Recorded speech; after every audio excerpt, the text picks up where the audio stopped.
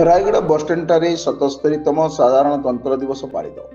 गजपति जिला रायगढ़ ब्लॉक स्थित बसस्टैंड निकट में आज 77तम साधारणतंत्र दिवस पालित हो जाइछि।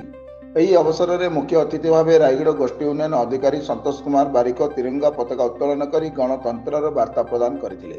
ଏହି କାର୍ଯ୍ୟକ୍ରମକୁ ରାୟଗଡ଼ ବ୍ଲକର ସମାଜସେବୀ ମୋପେଲ ସ୍ୱାଲସିଂଙ୍କ ଦ୍ୱାରା ଆୟୋଜନ କରାଯାଇଥିବା ବେଳେ ରାୟଗଡ଼ ବ୍ଲକର ବହୁ ବୁଦ୍ଧିଜୀବୀ ଓ ସମାଜସେବୀ ଏବଂ ଯୁବକଙ୍କ ସହ କୁମଳି ସିଂ ଓ ଜଲାଙ୍ଗ ଗ୍ରାମର ଅଟୋ ଡ୍ରାଇଭର ମାନେ ଉପସ୍ଥିତ ଥିଲେ। ଏହି ପରିପ୍ରେକ୍ଷୀରେ ରାୟଗଡ଼ ବସଷ୍ଟାଣ୍ଡ ନିକଟରୁ ଏକ ଶୋଭାଯାତ୍ରା ବାହାରି ସଦର ପରିକ୍ରମା କରି ଗଣତନ୍ତ୍ରର ବାର୍ତ୍ତା ପ୍ରଦାନ କରାଯାଇଥିଲା।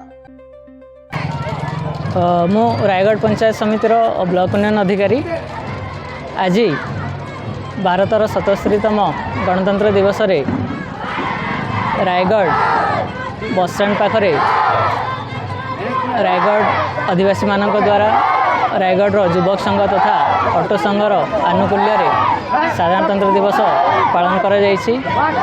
एठी लोक मानकर उत्साह देशप्रेम तथा मातृभूमि प्रति जो श्रद्धा रही ताकू प्रतिपादन करी सब धर्म वर्ण निर्विशेष लोक मैंने एकत्रित हो पालन कर बहुत उत्साह सहित या सहित